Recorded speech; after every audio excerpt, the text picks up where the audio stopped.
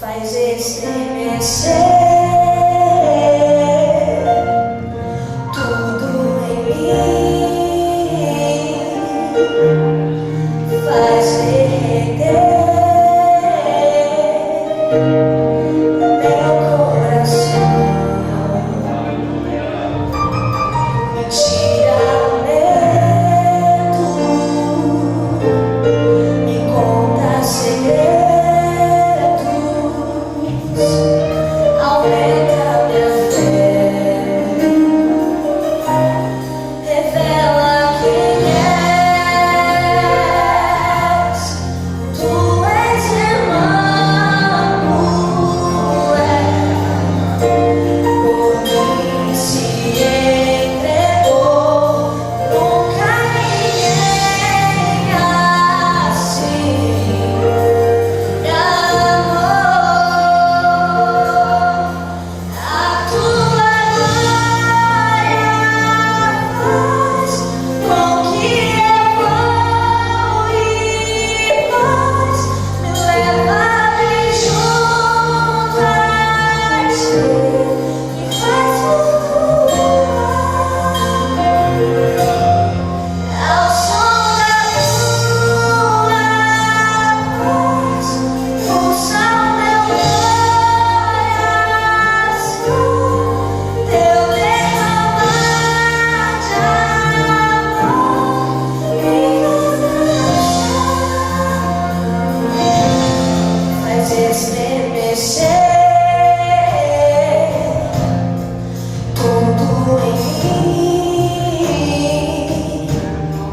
faz derreter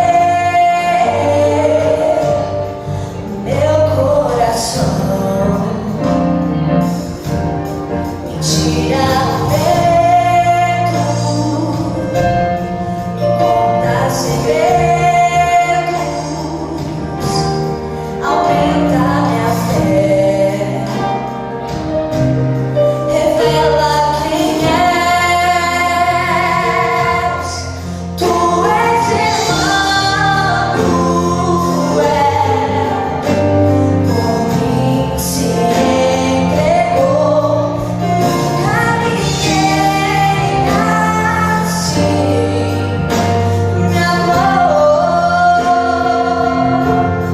A tua glória faz com que eu vou e nós leva bem junto a ti, mas o não sou da tua voz, usa o meu coração, eu derramar de amor e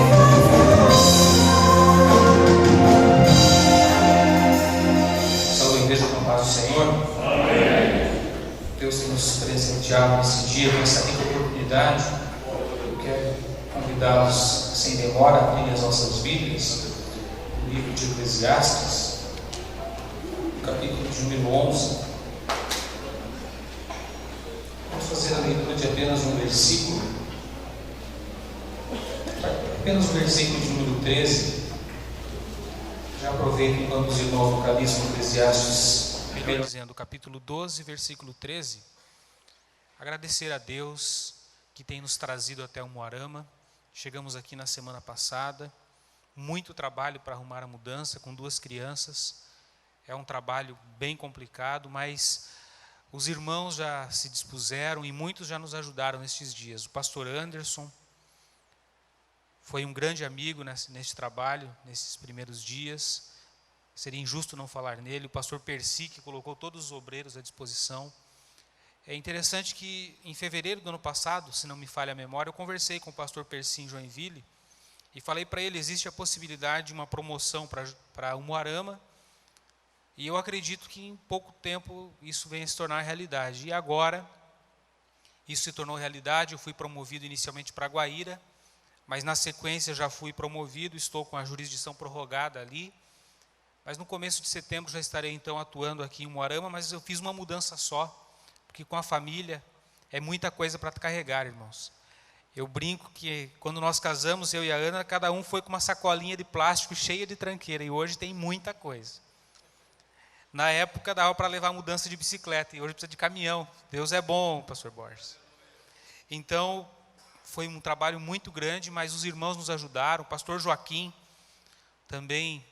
Nós conhecemos lá em Joinville, nos estendeu a mão e nos ajudou. Então eu quero agradecer na pessoa do pastor Percy, que é o presidente dessa igreja, que nos dá a liberdade hoje de pregar a palavra de Deus, a todos os irmãos que têm cooperado conosco já nesses primeiros dias nessa cidade.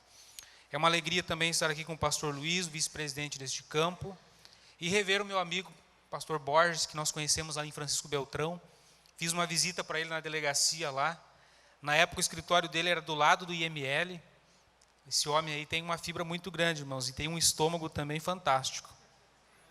Trabalhar onde ele trabalhava não era fácil.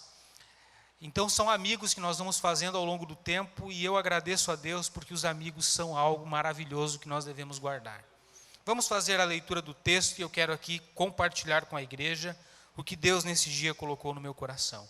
Eclesiastes capítulo 12, versículo 13. Diz a Sagrada Escritura: de tudo o que foi dito, a conclusão é esta: tema a Deus e obedeça aos seus mandamentos, porque foi para isso que fomos criados. Por favor, tome o seu assento. Eu acordei muito cedo hoje, já estava a semana inteira pensando e pedindo a Deus que me desse algo que pudesse compartilhar com a igreja.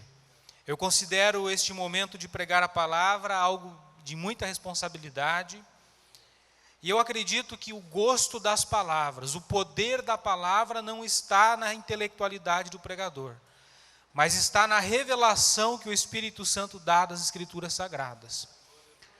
Então, quando nós falamos, é o Espírito Santo que trabalha. Por isso, quando eu vou pregar, eu sempre peço: Senhor, ainda que a palavra não dê ibope, ainda que a palavra não faça o templo tremer, mas que seja a tua palavra que seja anunciada na igreja. Não tenho preocupação em agradar. É muito bom quando o povo gosta do que dizemos, mas é muito melhor quando as nossas vidas são impactadas por aquilo que Deus nos revela através da sua palavra. Eu estava pensando sobre este homem que escreveu o livro, este rei chamado Salomão, e comecei a meditar na vida dele, porque nós pregamos inúmeras mensagens sobre Davi, seu pai. Davi é um homem que muitos pregadores já pregaram. Eu mesmo já devo ter pregado mais de 100 vezes sobre Davi. Mas pouco se fala sobre o rei Salomão. E então eu comecei a pensar o que aconteceu com esse homem, qual foi a sua história, quais foram os seus pontos altos, até chegar neste livro de Eclesiastes para entendermos o que Deus quer nos falar nesta noite. Este homem chamado Salomão, que escreveu este livro de Cantares, ele foi escolhido por Deus para ser sucessor de Davi no trono de Israel. Davi e Salomão foram os únicos reis que reinaram sobre as 12 tribos durante toda a sua vida. Porque o filho de Salomão, Roboão, teve o reinado dividido por uma promessa de Deus. Deus puniu Salomão pela sua impiedade no tempo em que Roboão, seu filho, era rei. E este homem, ele tem características muito peculiares, ele viveu coisas maravilhosas. Se você olhar para a Bíblia Sagrada, você verá que ele foi escolhido por Deus de uma forma muito estranha, porque a mãe dele é aquela mulher que Davi roubou de um dos seus servos, Urias o Heteu. Batseba perdeu o primeiro filho que teve de Davi, e o segundo filho foi este homem chamado Salomão. Talvez nós não escolheríamos ele para ser rei, mas Deus, tendo perdoado o pecado de Davi, ainda escolheu este homem para ser rei. Irmãos, muitas coisas nós podemos explicar através da Bíblia, mas ninguém explica a misericórdia de Deus. Ninguém explica. Se nós tentarmos explicar a misericórdia de Deus, nós vamos cair em contradições, porque ela é inexplicável. O profeta Jeremias, nas suas lamentações, ele diz que a misericórdia de Deus se renova a cada manhã. Então, talvez nós olhamos e dizemos assim, aquele não serve, aquele não dá, mas Deus diz assim, eu vou estender a minha misericórdia sobre ele. E foi assim com Salomão, Deus estendeu a sua misericórdia sobre ele. Primeiro, ele não era a pessoa indicada porque vinha de um relacionamento conturbado do seu pai com a sua mãe. Depois, ele não era o filho mais velho, havia um outro irmão chamado Adonias que era, a princípio, o herdeiro do trono. Mas Deus revelou a sua vontade através do profeta Natã e escolheu Salomão para ser rei de Israel. Este homem foi aquele que edificou o templo em Jerusalém. O templo em Jerusalém para o povo judeu era algo fantástico, era o símbolo da força do judaísmo, da religião de Abraão, da religião da qual viria o Salvador. Davi, seu pai, comprou um lugar chamado Eira de Araúna, está descrito lá no segundo livro de Samuel, e neste lugar Salomão edificou o templo. Este homem tinha uma sabedoria tão grande que a Bíblia nos diz que este templo, ele foi feito de rochas, como os irmãos que têm filhos pequenos conhecem Lego. Foi feito como peças de Lego o templo de Salomão. A Bíblia diz que não se ouviu nenhuma batida de martelo na construção, porque todas as pequenas peças eram feitas de acordo com os projetos coordenados por Salomão, e eram encaixadas uma peça na outra para serem feitas. Este homem foi dotado de uma capacidade fenomenal dada por Deus. Ele construiu o templo e ele reinou num período de grande paz, porque Deus concedeu livramento de todos os inimigos de Salomão. Foi um homem que, nós olhando para a história e para o texto bíblico, nós ficamos espantados com tanta bênção de Deus que este homem teve na sua vida. Este templo que ele edificou, ficou conhecido como uma das 7 maravilhas do mundo antigo, juntamente com o jardim suspenso da Babilônia e outras maravilhas como as pirâmides do Egito. Este homem um dia orou a Deus e pediu a Deus que lhe desse sabedoria para guiar o povo, para poder conduzir e julgar as questões que o povo lhe trazia. A Bíblia nos diz que Deus aparece a ele num sonho e diz, Salomão, já que você não pediu dinheiro, você não pediu riqueza, e não pediu que eu livrasse você dos teus inimigos, mas pediu sabedoria, eu te presentearei com sabedoria, e também com riqueza, e também te livrarei de todos os teus inimigos. Nós olhando para a vida de Salomão, não conseguimos encontrar nenhum motivo para que esse homem não fosse temente a Deus e servisse a Deus todos os dias da sua vida. A narrativa bíblica, ela deixa evidenciada a ascensão de Salomão, a sua riqueza. Os seus servos, eles eram treinados para fazer as coisas certas no momento certo. Ele organizou o culto de uma forma que havia louvor constante no templo que ele construiu. Coisas maravilhosas foram feitas através da sabedoria que Deus deu a esse homem. Este homem também escreveu outros 2 livros da Bíblia Sagrada, o livro de Provérbios e o livro de Cantares, que também é chamado de Cântico dos Cânticos ou Cânticos de Salomão. Um homem com uma sabedoria ímpar. A Bíblia diz que além de ele ter sido rei de Israel, ele também fez tratados sobre biologia e tantas coisas ele fez, analisou a vida dos animais, analisou as plantas, porque ele foi dotado de uma capacidade especial de Deus. Mas a Bíblia não nos esconde o desenrolar da história de Salomão. A Bíblia também conta que ele começou a fazer tratados com outros reis e casando-se com filhas de povos que Deus havia proibido os israelitas de se misturarem, e ele começa a ter um comportamento contrário àquele que Deus aprovava. E a Bíblia chega a relatar um número absurdo de 700 mulheres. E mais 300 mulheres, total de 1000 mulheres, entre mulheres e concubinas este homem teve. Apenas para tratar da sua luxúria, apenas por questões políticas, porque foi um homem que deixou o seu coração ser levado para longe de Deus. E este homem, após muitos anos de reinado, ele reinou por 40 anos. Os teólogos dizem que ele escreveu o livro de Eclesiastes no final da sua vida. E quando nós começamos a ler o livro de Eclesiastes, a primeira vez que eu comecei a ler, eu pensei, não foi um crente que escreveu esse negócio aqui. E comecei a ler o primeiro capítulo, você começa a chorar, porque é uma coisa absurda o que está escrito ali. E então eu comecei a entender por que este homem escreveu o livro dessa forma. Este homem entrou num período de apostasia e viveu a maior parte da sua vida como um apóstata, como aquele que conheceu a Deus, aquele que teve experiências profundas com Deus, e um dia virou as costas para o Deus que o abençoou, e gastou grande parte da sua vida contrariando a Deus. A Bíblia conta da idolatria de Salomão, coisas absurdas para imaginarmos que um homem de Deus faria. A Bíblia diz que ele ofereceu seus filhos a Moloque. Moloque era uma estátua que tinha os braços estendidos para a frente, em que era colocado fogo dentro dessa estátua e as crianças eram colocadas nos seus braços para serem incendiadas, recém-nascidos. Um homem de Deus sacrificando os próprios filhos diante de um Deus pagão. Uma história que é de chorar.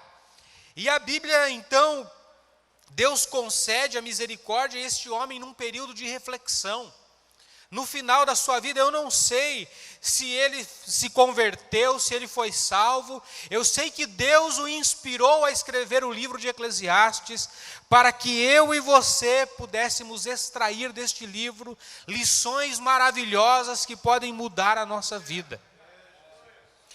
Este homem, no final da sua carreira, ele escreve um livro tomado por expressões de tristeza, tomado pelo sentimento de fracasso e de frustração. Ele escreve para nos advertir a não fazermos aquilo que ele fez. Este homem, ele começou a pensar no que havia sido a sua vida, no que havia sido a sua história, no que ele havia feito com o tempo que Deus lhe deu. E ele fala sobre muitos assuntos. Ele expressa muitas preocupações e muitas ideias. E eu resumi aqui algumas dessas ideias para que nós possamos ter uma ideia do que ele nos orienta. Olhando o exemplo negativo, possamos ter uma conduta diferente para que as nossas vidas sejam abençoadas. E ele escreveu: não há sentido na vida do homem. No capítulo 1 ele fala que nada tem sentido. E nós que acreditamos que Deus é o sentido da nossa existência, talvez sem ler de acordo com o contexto necessário, não entendemos o que ele está dizendo. Mas o que ele está dizendo é: não há sentido na vida do homem sem o conhecimento de Deus e de seu propósito para o ser humano. Este homem gastou anos e anos da sua vida para contrariar Deus.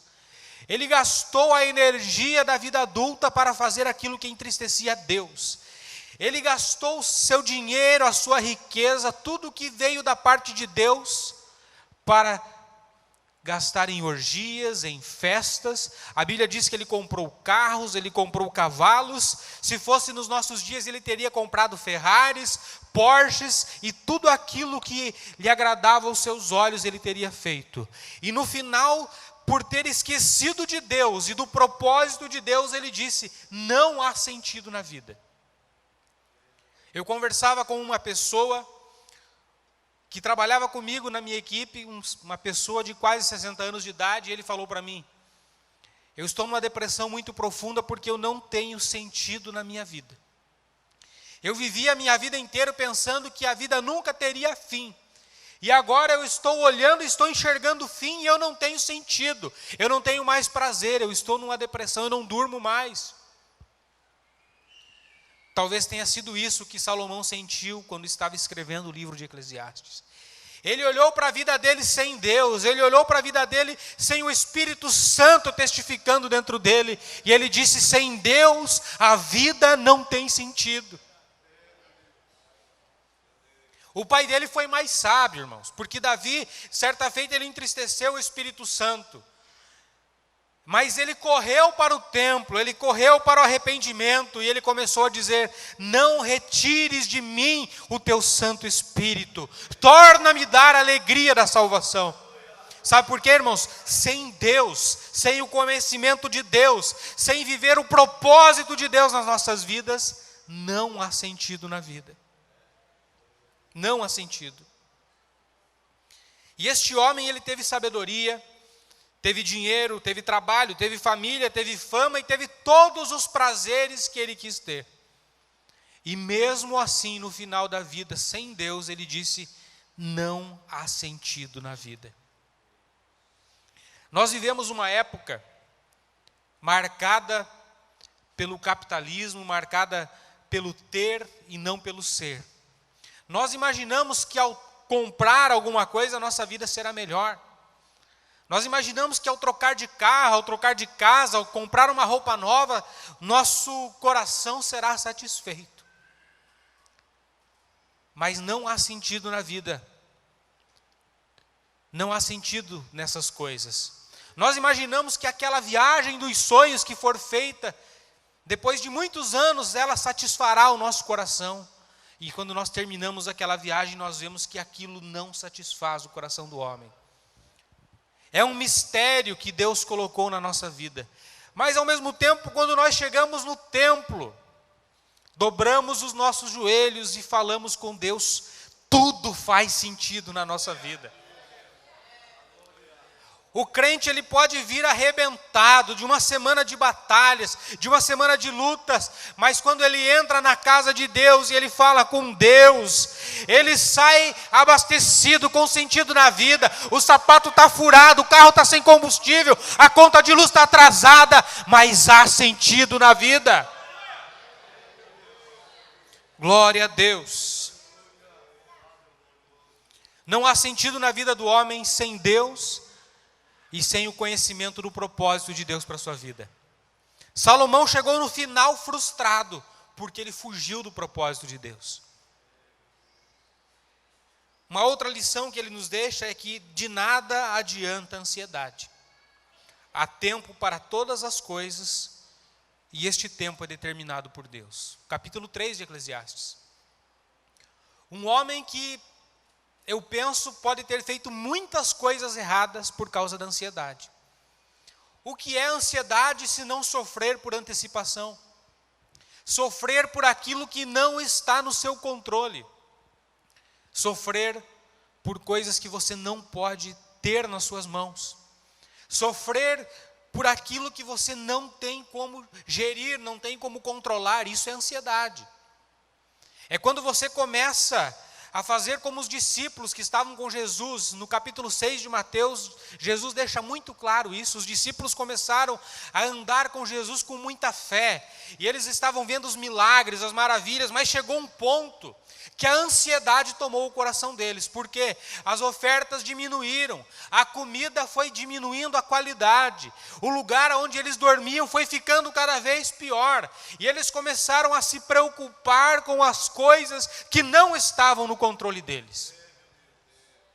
E a Bíblia diz que o coração deles estava atribulado, e Jesus falou para eles: não andeis ansiosos. Olhai as aves do céu, elas não semeiam, elas não plantam, mas o Pai Celeste as sustenta. Não valeis vós, homens de pequena fé, muito mais do que os passarinhos? Sabe o que Jesus está dizendo? Se você é meu discípulo, se você é meu servo, não se preocupe, eu tiro a sua ansiedade, eu me preocupo por você. Salomão, um homem que se desviou, no final da vida ele disse: não vale a pena andar ansioso, sabe por quê? Tudo tem o seu tempo, e este tempo não é determinado pelos homens, é determinado por Deus. O tempo é determinado por Deus, irmãos. Talvez muitas pessoas hoje estão ansiosas, não dormem mais sem medicamentos, estão em tratamentos de ansiedade há muitos anos. Você pode procurar o médico e você deve procurá-lo, mas também você deve procurar lançar a sua ansiedade sobre Jesus. Porque quando você entende que o tempo é de Deus, que você é servo de Deus, que Ele comanda a sua vida, que foi Ele quem te gerou no ventre da tua mãe, que é Ele quem sustenta você, você começa a entender que não adianta viver ansioso. Eu creio que Salomão ele está dizendo: eu errei, eu fiz besteira, eu me antecipei, eu tentei ajudar a Deus, eu não suportei a ansiedade de esperar acontecer, mas eu quero que as próximas gerações entendam: há tempo de nascer e há tempo de morrer, há tempo para todas as coisas debaixo do céu, e este tempo é determinado por Deus. O tempo é uma coisa que nos preocupa e nos traz muitos problemas. Porque a nossa sensação de tempo, ela é totalmente diferente do tempo de Deus. Deus, a Bíblia diz que Ele chama as coisas que não existem como se já existissem. Deus é um ser que não está atrelado ao espaço e ao tempo.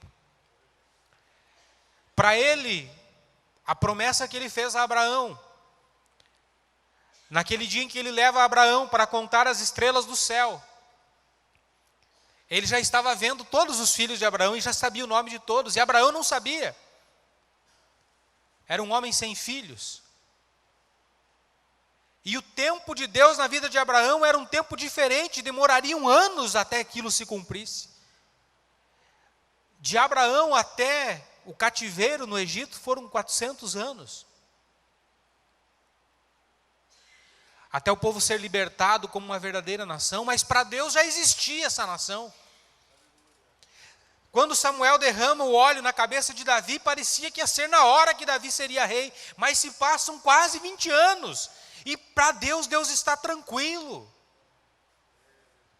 Deus fala do retorno de Israel à sua terra, e Israel é expulso no ano 70 da era cristã, e ele retorna só no ano de 48, se passam quase 2000 anos, e Deus não fica ansioso, irmãos, porque Ele controla o tempo, Ele controla a sua vida, Ele controla a minha vida, Ele sabe de todas as coisas e Ele não se preocupa, e o que Ele quer é que nós coloquemos a nossa vida diante dEle, sem ansiedade, sem perdermos a bênção, sem perdermos a calma, porque Ele está gerindo aquilo que nós não podemos controlar. E Salomão, velho, aprendeu tarde, e por isso ele ensina para nós que temos ainda tempo para aprender.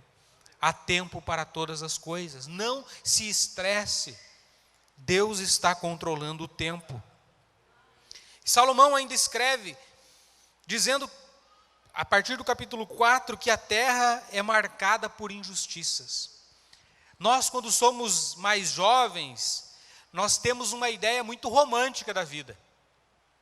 Uma ideia muito romântica da vida. Que tudo vai dar certo, que as coisas serão sempre as mil maravilhas.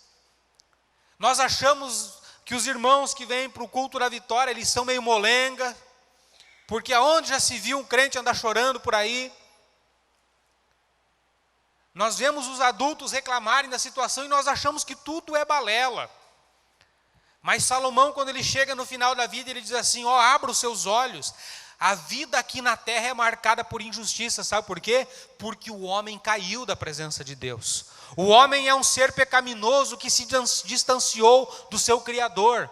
O homem, ele faz o mal ao seu semelhante. O homem, ele julga com pesos que não são corretos. O homem, ele prejudica o seu irmão. O homem tenta subir às custas do fracasso do seu irmão. Então abra os seus olhos, a terra é marcada por injustiças. Por que eu estou falando isso? Porque Salomão está nos advertindo para que nós não fiquemos depois amargurados, abatidos, quando nós vemos que as coisas não funcionam como nós queríamos. Deus permite as injustiças para que nós tenhamos saudade do céu, para que nós tenhamos desejo de morar numa pátria que não é aqui. Para que o crente tenha a sua vida, o seu tesouro guardado em outro lugar. Porque quando nós estamos nos alegrando demais com essa terra, quando nós estamos colocando nesta vida toda a nossa esperança, nós passamos por injustiças. E Deus permite que nós passemos por injustiças. E Salomão, ele diz assim: nem sempre são os velozes que vencem as corridas. Você faz tudo certo e tem coisa que não funciona na sua vida. Injustiças, as pessoas não veem o seu trabalho. Os fortes nem sempre triunfam na guerra.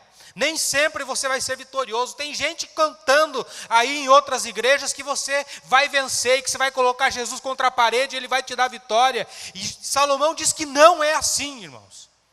A Bíblia diz que não é assim. Sabe por quê? Aqui não é o nosso descanso. A nossa pátria está por vir. Então nós devemos estar conscientes que aqui é campo de batalha, que nós somos recrutados para carregar uma cruz, e essa cruz é pesada. Salomão diz: nem sempre os prudentes são ricos. Quanto irmão sábio no meio do povo de Deus que você conversa, e você diz: mas que homem abençoado. E você vai na casa dele e mal tem um colchonete para dormir. Mas o que é isso? São as injustiças deste mundo, irmãos. Eu tive a infelicidade de julgar processos de prefeitos municipais que roubam dinheiro de vítimas de enchente. A pessoa perdeu tudo, não tem mais roupa, não tem mais cama, não tem mais fogão. E o dinheiro que vem, o prefeito rico desvia. Como que pode isso? Este mundo é um mundo decaído. E as pessoas não têm compaixão pelo seu semelhante. Os casos de corrupção que nós vemos todo dia na mídia. Pessoas que eram diretores da Petrobras, ganhavam milhões por ano. Roubaram outros milhões sem precisar. Um desses homens, ele roubou tanto, e depois ele morava numa casa ruim para que as pessoas não vissem que ele tinha roubado dinheiro. Sabe o que é isso? As pessoas não estão entendendo que a vida tem um outro significado. Elas estão querendo fazer as coisas erradas, estão praticando injustiças, e a injustiça não traz bons frutos. A pessoa rouba e não dorme. O próprio Salomão, ele diz em Eclesiastes que a muita riqueza traz problema, tira o sono. E é isso que nós temos visto, pessoas que adquirem muito e depois não conseguem dormir, porque elas têm medo que aquilo seja roubado. Pessoas que têm muito, mas que não têm paz, porque as injustiças dessa terra são muito grandes. Salomão ainda fala que o poder é que motiva os homens. Muitas pessoas, e nós vamos viver um ano político, talvez muitos até falem que estão inspirados pelo interesse público, eu quero ajudar. Mas Salomão, ele nos adverte, nós não devemos ser tolos, irmãos. Nós devemos ser sábios, e ele diz que o que motiva os homens é o poder. Os homens não estão correndo atrás daquilo que beneficia os seus irmãos, eles estão correndo atrás do poder. O poder fascina o ser humano. E se nós não estivermos atentos a isso, até os crentes podem perder a sua motivação, que deve estar em Deus, e passarem a serem motivados pelo poder. O homem afastado de Deus, ele está fascinado pelo poder, ele quer dominar o seu irmão. Se você lembrar em Marcos capítulo 10, 2 discípulos de Jesus chegaram para pediram para a mãe deles falarem com Jesus e dizer assim: olha, Jesus, quando o Senhor estiver reinando, eu quero que o Senhor dê para os meus filhos um lugar de excelência, para que eles possam dominar os outros. Os discípulos de Jesus estavam fascinados pelo poder. Eles queriam oprimir os seus irmãos, queriam extrair dos seus irmãos impostos, dinheiro, queriam oprimir. Aí Jesus disse: não, no meu reino não é assim. No meu reino ninguém oprime ninguém. No meu reino, quem quiser ser grande tem que ser servo. E quem quiser mandar em todos tem que servir a todos. Mas os homens sem Deus estão dominados pelo poder. Nós devemos olhar para a atenção daquilo que Salomão... Sabe de quem Salomão está falando, irmãos? Dele mesmo.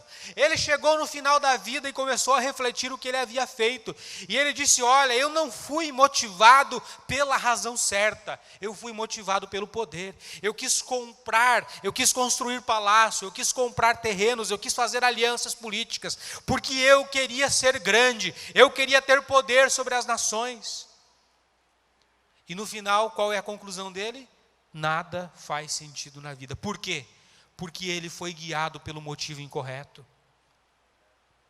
Salomão ainda diz no versículo que lemos: é necessário temer a Deus. Foi para isso que nós fomos criados. Ele está dizendo exatamente o que ele não fez, igreja. Ele está dizendo: quando fui rei, eu me apartei do temor de Deus. Eu comecei a fazer tudo aquilo que eu queria fazer. Nós vivemos numa época em que as pessoas... Eu trabalho numa área que todo mundo... Hoje em dia, todo mundo tem direito a tudo. Mas não tem como todo mundo ter direito a tudo, irmãos. Há quem diga: você é o seu juiz, você faz o que você quiser. Não é assim no reino de Deus. As pessoas estão com a ideia de que cada um pode instituir para si o seu código de ética e moral. Mas nós que somos crentes, nós nos rendemos a só um código de ética e moral, irmãos. Eu posso fazer o que a Bíblia diz que eu posso. Eu não posso fazer o que a Bíblia diz que eu não posso. E se você entrar por outro caminho, você verá que você não estará temendo a Deus. A Bíblia diz que um dia todos os homens estarão diante de Deus e serão julgados. Com base no quê, você sabe? Com base na palavra de Deus. Hoje, nós temos cortes no Brasil que dizem: você pode fazer o que você quiser. Casamento é isso, casamento é aquilo, e você faz o que você bem entender. Mas isto significa não temer a Deus. O povo de Deus é um povo que teme a Deus. E temer a Deus significa respeitar a Deus. E a maior forma de respeitar a Deus é obedecer os seus comandos e as suas leis. A Bíblia diz que muitos diante de Deus vão dizer assim: mas Senhor, eu fiz milagres, eu fiz tantas coisas. Mas Deus vai dizer: olha, não conheço vocês, porque vocês não praticam o que está escrito na minha palavra. Sabe o que Deus está lá dizendo naquele dia? Vocês não me temeram, vocês não me respeitaram, vocês não fizeram aquilo que engrandecia o meu nome. E Salomão está dizendo: olha, não façam como eu gastei a minha vida contrariando a Deus. Se Deus dizia que era para adorar somente a Ele, eu fui e construí altares. Se Deus dizia que era para ter uma família, eu fui e tive 1000 mulheres. Eu fiz tudo o que não era para fazer, eu não temia a Deus. E agora a minha vida não tem sentido. E sabe o que mais Salomão disse? Ele disse que as riquezas não trazem felicidade. É interessante Salomão falar isso, irmão, porque se fosse um cara que nem eu, ou alguém como qualquer um de nós aqui da igreja falar, talvez não tivesse significado. Eu não tenho nem 1 quilo de ouro. A única coisa de ouro que eu tenho na vida é uma aliança, que já está com alguns anos de uso. Mas Salomão, a Bíblia diz que ele tinha toneladas e toneladas de ouro guardados. O templo que ele construiu, quando os babilônios chegaram lá em Jerusalém, eles destruíram o templo, porque tinha ouro até nas bases dos pilares do templo, irmãos. Este homem tinha dinheiro. Este homem tinha riquezas. E este homem falou que o dinheiro não traz felicidade. Se fosse um quebrado, era uma coisa, mas foi um cara rico, que viveu a vida inteira comendo do bom e do melhor, que dormiu nos melhores lugares, que comeu as melhores comidas, e que teve servos e teve empregados. E ele disse: dinheiro não traz felicidade. Foi o que Jesus disse: não há como servir a dois senhores. Você não pode amar a Deus e as riquezas. Onde estiver o seu tesouro, estará o seu coração. Você pode ser rico, mas o seu coração precisa estar em Deus. Você pode ter 100 casas, mas você precisa estar com o seu coração firmado em Deus. Você pode ter dinheiro em muitos lugares, mas o seu coração precisa estar ligado a Deus. As riquezas não trazem felicidade, porque elas tendem a tomar o coração de quem as possui. Eu conheço pessoas ricas que são infelizes e pobres. E conheço pessoas que são ricas que são extremamente felizes. Pessoas que contribuem na obra do Senhor, pessoas que ajudam o departamento de missões, pessoas que constroem templos, pessoas que fazem da sua riqueza uma serva de Deus também. Uma riqueza que serve a Deus. E eu acredito, irmãos, que muitos de nós não somos ricos porque nós perderíamos a nossa salvação. Tem crente que não pode andar nem de bicicleta, irmãos, porque já fica orgulhoso. Tem crente que, se passar de um Fusquinha 66, já está arriscado não ir para o céu. Agora tem crente que pode ser rico, tem crente que pode ter fortuna, porque ele é um homem com o coração, uma mulher com o coração firmado em Deus. Onde está o seu tesouro, aí está o seu coração.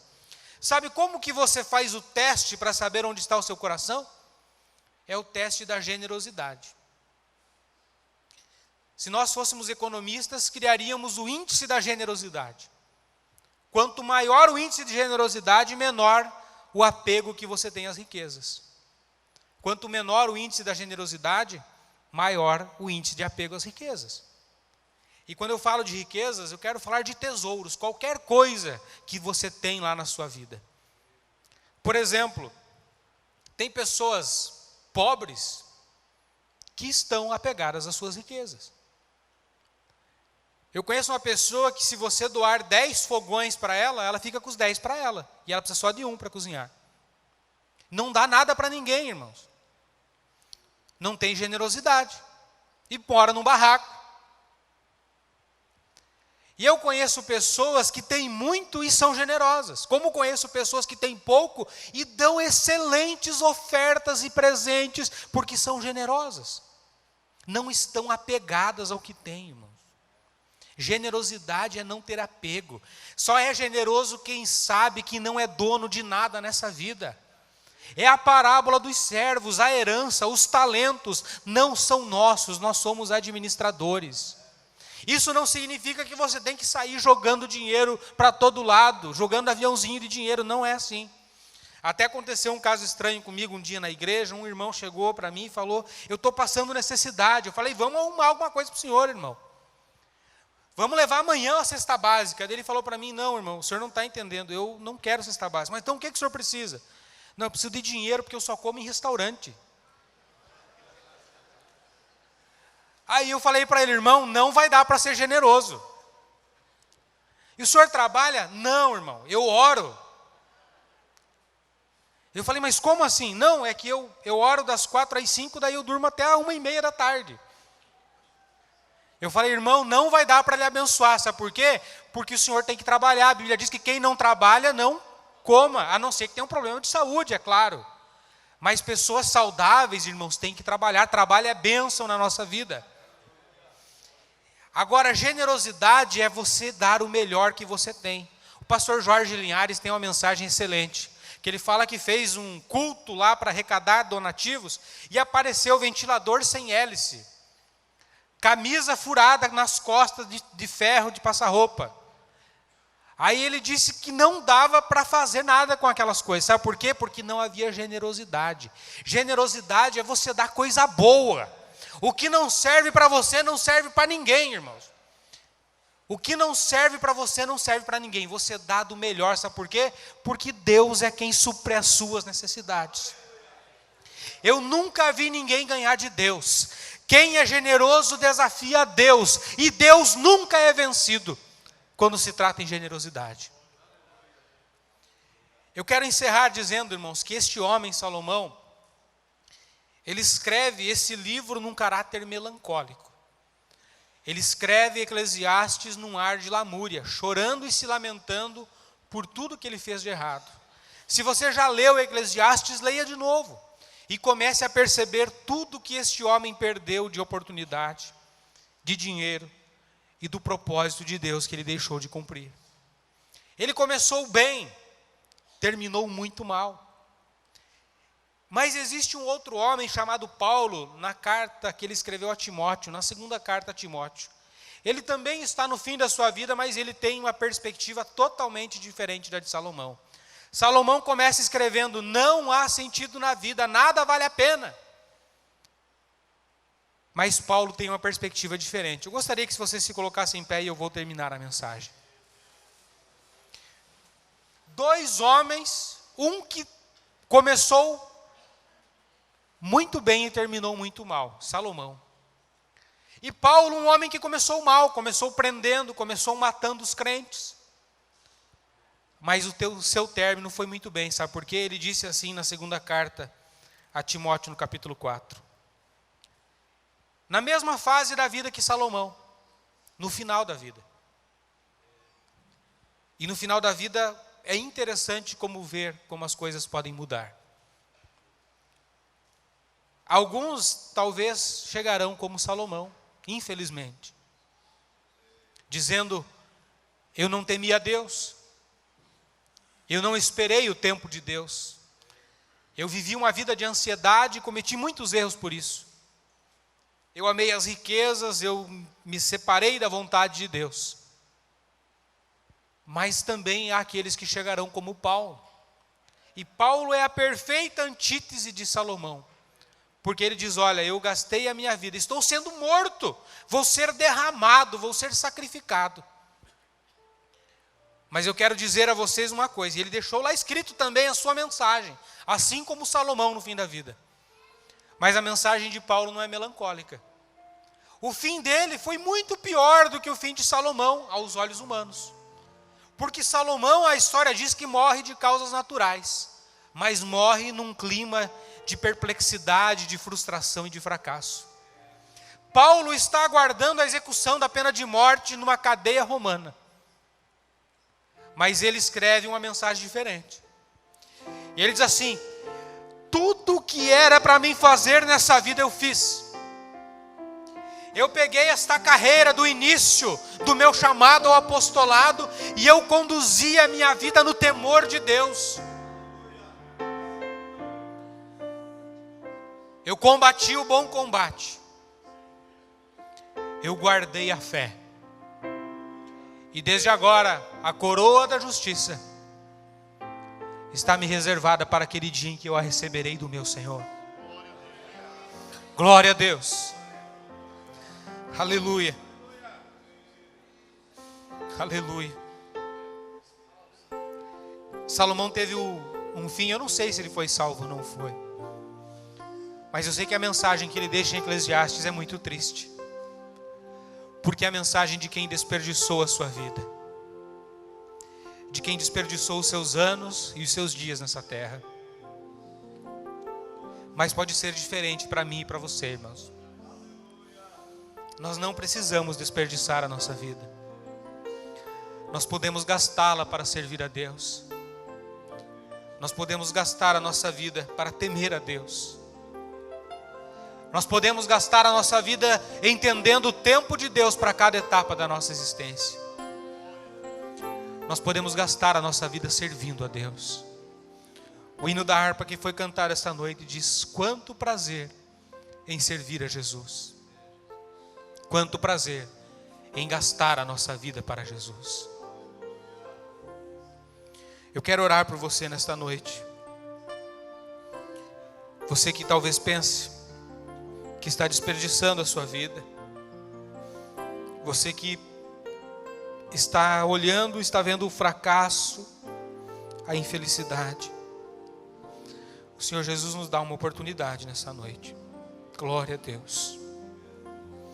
Jesus e o próprio Salomão, se estivesse aqui hoje, estaria nos dando esse conselho. Tema a Deus, porque isso e para isto é que nós fomos criados. Temer a Deus, simples assim. temer a Deus. Se você quiser receber a oração, nós estaremos orando. O pastor Luiz nos autorizou a fazer o apelo e a orar pelos irmãos. Feche os seus olhos. Enquanto o irmão canta um hino, você meditando aí no seu lugar, sobre como tem sido a sua vida. Se você quiser vir à frente, nós estaremos orando por você na sequência. Feche os seus olhos e pense em Deus, adore a Deus. E se você precisa de oração, não tenha medo, não tenha vergonha. Você está no meio dos seus irmãos. A igreja quer abençoar a sua vida nesta noite.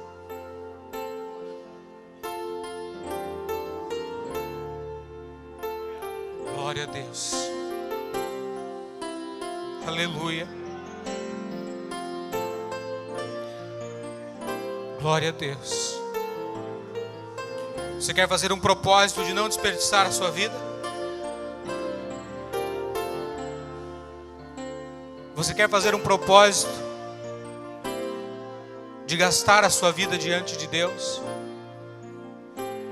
Eu quero orar por você nesta noite, porque Deus,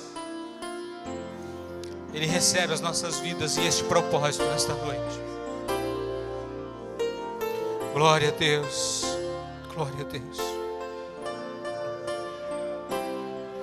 Você que está sendo conduzido a fazer coisas erradas pela ansiedade, você não consegue se conter e coloca a carroça na frente dos bois, como nós dizemos. Lance diante de Deus hoje a sua ansiedade. Não deixe que a ansiedade frustre o propósito de Deus na sua vida. Glória a Deus. Eu quero orar por você. Eu acredito que Deus, Ele nos alerta hoje.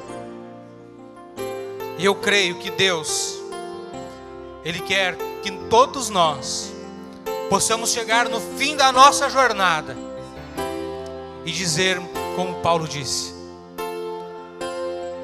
eu trilhei o meu caminho, eu combati o bom combate, eu acabei a minha carreira, mas eu temi a Deus, eu guardei a minha fé, e eu não estou frustrado, eu estou realizado, porque eu gastei a minha vida para Deus. Glória a Deus. Vem à frente, eu quero orar por você nesta noite. Você jovem, você irmão de meia idade, você irmão mais velho, não interessa quantos anos você tem. Se você quiser receber esta oração, vem à frente. Feche os seus olhos. Feche os seus olhos. Glória a Deus. Glória a Deus. Temos alguém? O irmão quer a oração. Mais alguém precisa de oração, irmãos? Você chegou assim com o sentimento de que a sua vida não é a vida que Deus tem preparado para você, que tem alguma coisa diferente? Glória a Deus. Glória a Deus. Glória a Deus. Essa é uma oração, irmãos, que eu sempre faço. Senhor, eu não quero desperdiçar a minha vida. Eu não quero desperdiçar. Eu não quero desperdiçar os anos que o Senhor tem me dado. Glória a Deus. Quando você se compromete a temer a Deus, a obedecer a Deus, você pode enfrentar batalhas, enfrentar as lutas, mas sua vida sempre terá significado. Sempre terá um significado. Você nunca falará como falou o rei Salomão. Você sempre olhará para o seu Deus e você dirá: Senhor, eu posso não entender por que estou passando, mas eu sei que há um significado, e você vai entender um dia. As nossas vidas têm sentido, irmãos. Nós somos guiados pelo Espírito Santo. Nós não andamos pelo mundo como pessoas que não têm para onde ir. Nós somos guiados por Deus. É o Senhor quem firma os nossos passos. É o Senhor quem firma a nossa vida. Se você chegou aqui sem saber por que você estava no culto, eu quero te dizer que é porque existe um Deus que quer guiar os seus passos. É que você está aqui hoje. Glória a Deus. Glória a Deus. Vamos orar, querido Deus e amado Pai. Há sentido na nossa vida, Senhor, porque nós queremos Te servir, porque nós queremos temer a Ti, porque nós queremos andar na Tua presença. Há sentido, Senhor, na nossa existência, porque o Senhor é o Deus da nossa vida. Senhor, nós não estamos vivendo aquilo que é vão, nós estamos vivendo o Teu propósito. Meu Deus, se pessoas aqui chegaram com o sentimento de que a vida não tem sentido, com o sentimento, Senhor, de que nada tem razão de ser, que o Teu Espírito Santo venha sobre as nossas vidas nesta noite. Que a unção do Senhor, que o sentimento do propósito daquele que se entrega diante de Ti, que o sentimento do Espírito Santo tomando conta do coração daquele que abre a sua vida para o Salvador das nossas almas. Senhor, em Ti há propósito, em Ti há sentido, em Ti vale a pena morrer e em Ti vale a pena viver. Senhor, em Ti vivemos, em Ti nos movemos e em Ti existimos. Senhor, por Ti e pela fé que o Senhor nos tem dado, nós trilharemos este caminho, no temor de Deus, fazendo aquilo que está na Tua palavra. Senhor, eu quero Te pedir que aqueles que estão deprimidos, abalados pelos problemas da vida, Senhor, aqueles que foram dominados pela ansiedade, neste momento, Senhor, eles fazem aquilo que a Tua Escritura, inspirada e escrita por Pedro, nos diz: estão lançando sobre Ti a ansiedade, Senhor, porque o Teu fardo é leve e o Teu jugo é suave, Senhor. Meu Deus, que nós possamos compreender que o Teu tempo é o tempo correto. Meu Deus, que a ansiedade colocada pelo inimigo seja repreendida agora da vida do Teu povo. E a Tua igreja, o Teu povo seja abençoado com a leveza, com o poder e com a paz que excede todo entendimento que vem da Tua parte. No nome de Jesus nós oramos, Senhor.